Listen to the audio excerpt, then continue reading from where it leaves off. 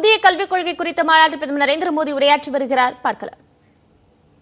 बार बार आपका मार्गदर्शन जो हमको मिला है और मैं समझ सकता हूं कितनी संवेदनशीलता से प्रधानमंत्री जी आप कितने चिंतित थे इस नई शिक्षा नीति को लाने के लिए।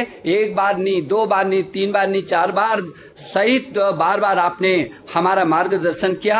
आपके मानवता के व्यापक विजन के साथ मानवीय मूल्यों के आधार पर समावेशी और सार्वभौमिकता लिए उत्कृष्टता और गुणवत्ता से ज्ञान, विज्ञान, अनुसंधान, प्रौद्योगिकी तथा नवाचार के साथ उदारवादी और विश्व प्रतिस्पर्धी रूप में भारत नॉलेज वेस्ट सुपर पावर बनाने के लिए आपके श्रेष्ठ भारत के संकल्प को धरती पर क्रियान्वित करने के लिए आज ये देश भर का शिक्षा परिवार प्रधानमंत्री जी एकत्रित हुआ है। हम आपको भरोसा दिलाने के लिए दूर दूर से आपके साथ जुड़े हैं। मैं बहुत विनम्रता से आपको निवेदन करना चाहता हूं, प्रधानमंत्री जी हमारा मार्गदर्शन करें। आपके आशीर्वाद के हम अभिलाषी हैं प्रधानमंत्री जी।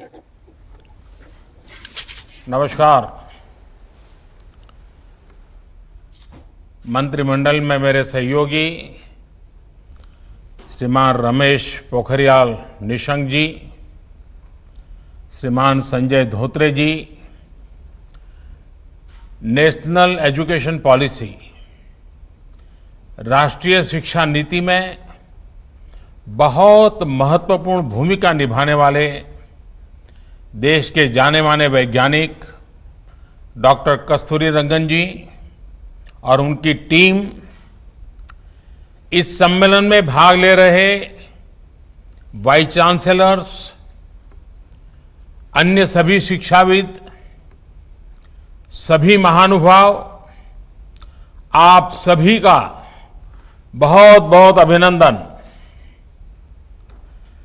नेशनल एजुकेशन पॉलिसी राष्ट्रीय शिक्षा नीति के संदर्भ में आज का ये इवेंट बहुत ही महत्वपूर्ण है। इस कॉन्क्लेव से भारत के एजुकेशन वर्ल्ड को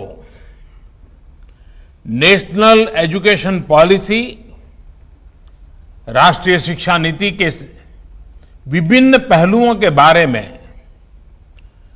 विस्तृत जानकारी मिलेगी।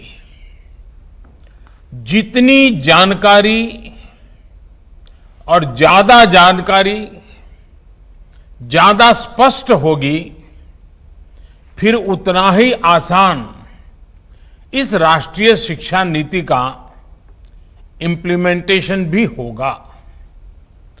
साथियों, 3-4 साल के व्यापक विचार विमर्श के बाद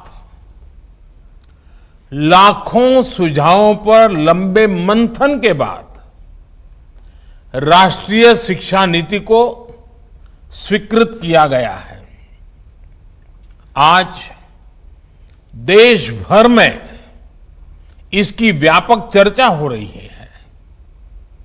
अलग अलग क्षेत्र के लोग, अलग अलग विचारधाराओं के लोग अपने व्यूज दे रहे हैं, राष्ट्रीय शिक्षा नीति को रिव्यू कर रहे हैं।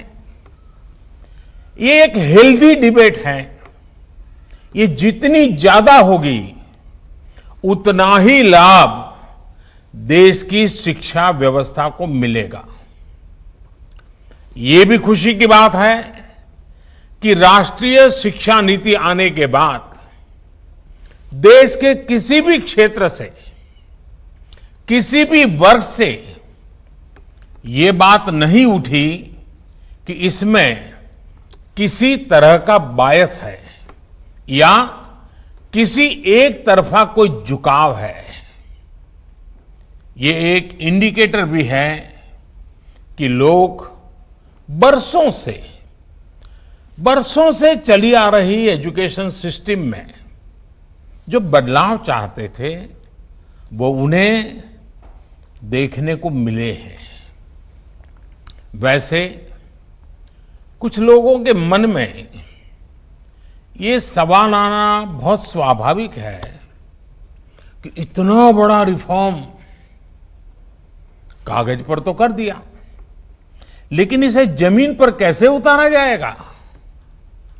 यानी अब सबकी निगाहें इसके इम्प्लीमेंटेशन की तरफ है।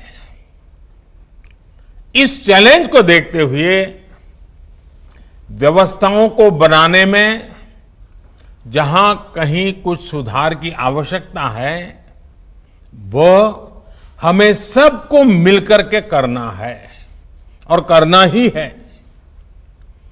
आप सभी राष्ट्रीय शिक्षा नीति के इम्प्लीमेंटेशन में और उस काम में सीधे तौर पर जुड़े हैं और इसलिए आप सबकी भूमिका बहुत ज्यादा है, बहुत अहम है।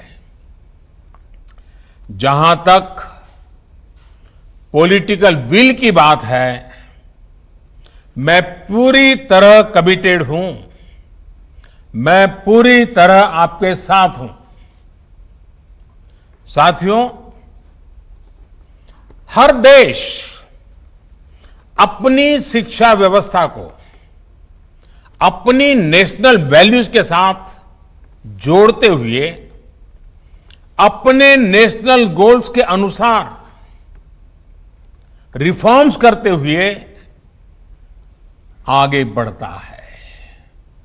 मकसद ये होता है कि देश का एजुकेशन सिस्टम अपनी वर्तमान और आने वाली पीढ़ियों को फ्यूचर रेडी रखे, फ्यूचर रेडी करें। भारत की नेशनल एजुकेशन पॉलिसी, राष्ट्रीय शिक्षा नीति का आधार भी यही सोच है। राष्ट्रीय शिक्षा नीति 21वीं सदी के भारत की, नए भारत की फाउंडेशन तैयार करने वाली है। 21वीं सदी के भारत को हमारे युवाओं और हमारे युवाओं को जिस तरह की एजुकेशन की जरूरत है, जैसी स्किल्स चाहिए, राष्ट्रीय शिक्षा नीति पर इन बातों पर विशेष फोकस है। भारत को ताकतवर बनाने के लिए, विकास की नई ऊंचाई पर पहुंचाने के लिए भारत के नागरिकों को और सशक्त करने के लिए, उन्हें ज्यादा से ज्यादा अवसरों के उपयुक्त बनाने के लिए इस एजुकेशन पॉलिसी में खास जोर दिया गया है। जब भारत का स्टूडेंट, चाहे वो नर्सरी में हो या फिर कॉलेज में साइंटिफिक तरीके से पढ़ेगा, तेजी से बदलते हुए समय और तेजी से बदलती जरूरतों के हिसाब से पढ़ेगा, तो वो नेशन बिल्डिंग में कंस्ट्रक्टिव भूमिका निभा पाएगा।